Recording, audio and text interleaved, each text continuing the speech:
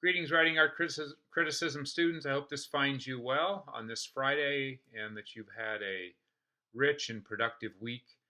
There are a couple things I wanted to mention to you. I had forgotten to talk about something very specific regarding our readings this week in terms of the art historian, the philosopher, the esthetician, and the art critic, and in terms of what they do, given the fact that we're focusing on different ways of writing about art, ways that are different than modern art criticism that we'll be looking at.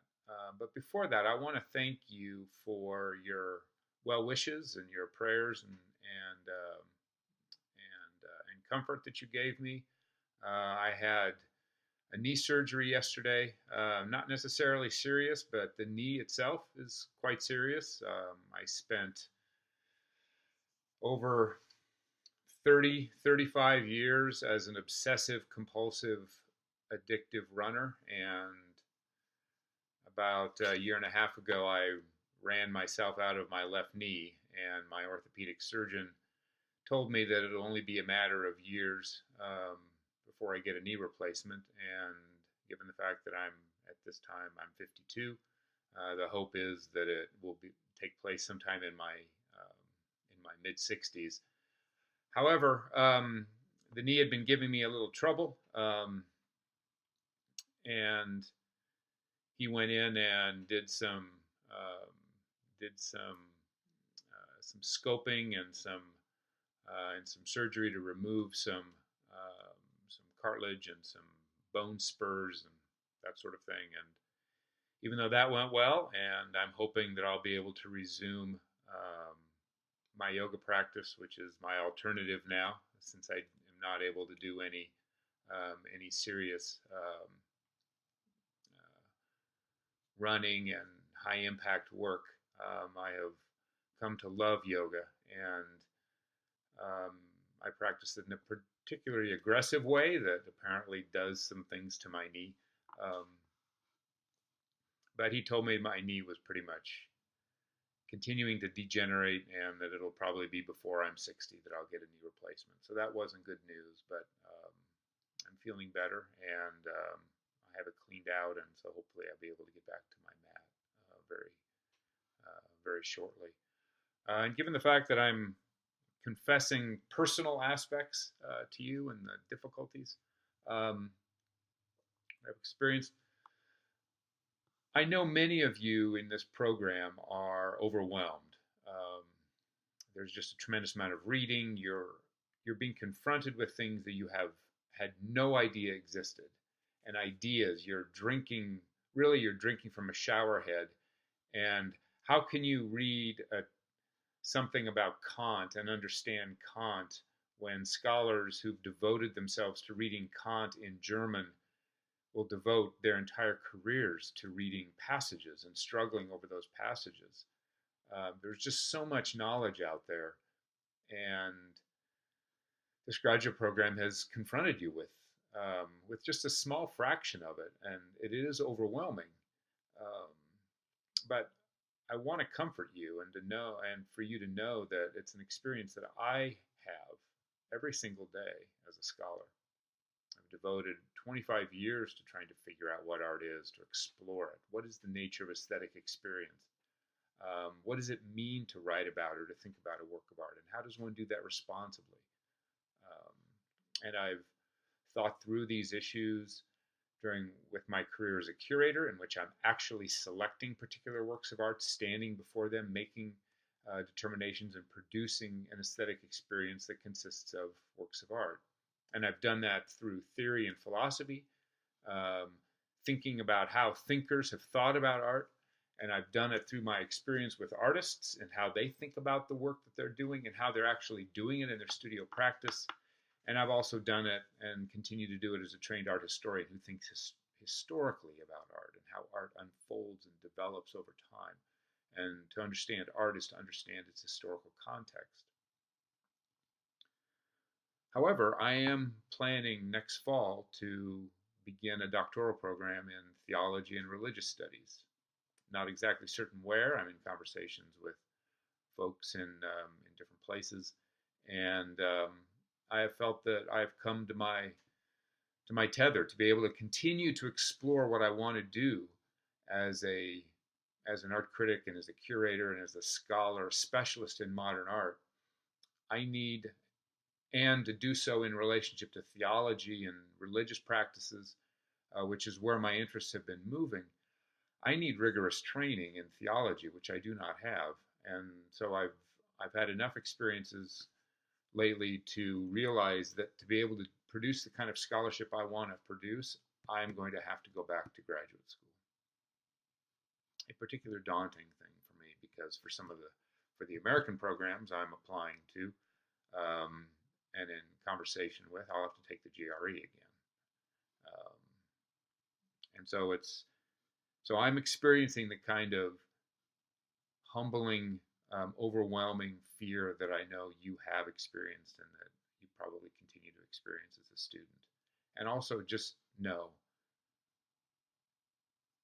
the experience as a graduate student is something that is my goal for next fall. I want to be in that situation. I am jealous of you. I want that experience, that excitement, that fear, the focus on the readings and the kind of structure that the graduate school has. So I share that with you as a personal confession entre nous, that that is something that I hope might give you comfort in some way, and in some way it gives me comfort to share it with you, because I feel like we have a particular kind of bond that I think is unusual in an online program, but I feel particularly connected with you folks. Okay, the question with regard to art history and philosophy and art criticism that I neglected to focus on is how each approaches the work of art. And one way to think about it is that the art historian sees the work of art as an historical artifact that needs history and context to revive it. It's dead. It is in the past tense. In order for it to come alive again, it needs its history, it needs its historical context, it needs archival research, it needs reconstructing the intentions of the artist, it needs reconstructing the intentions and the context of the original audience. It's to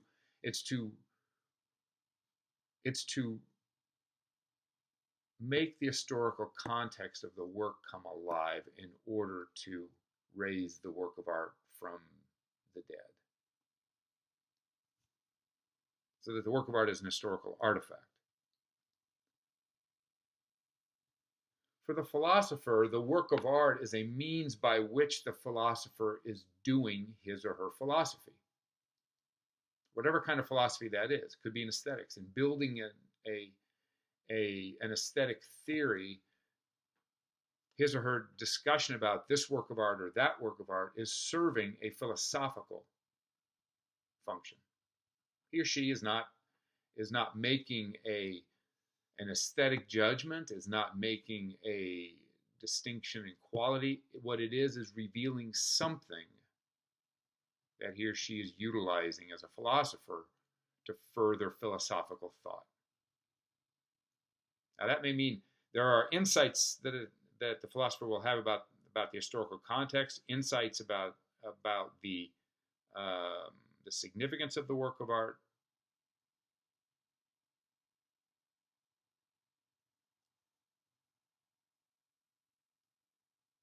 But its functioning, its ultimate home is it's a means to philosophical ends. Which is why for Heidegger, it's not all that important that he get the historical context or the historical facts of Van Gogh's, the painting of Van Gogh's shoes right. It's how he's mobilizing it and how he's working it out. Now, does that mean he's doing violence to the work of art? Not necessarily. What it means is he's bringing out something of the work of art that he believes is there. And one of the things that's so interesting about a work of art is that it's overdetermined. It cannot be defined by historical research, philosophical research, art criticism, or any other approach one takes to it. Psychoanalytic approach, a Marxist approach. That the work of art will always elude those frameworks that we operate in. So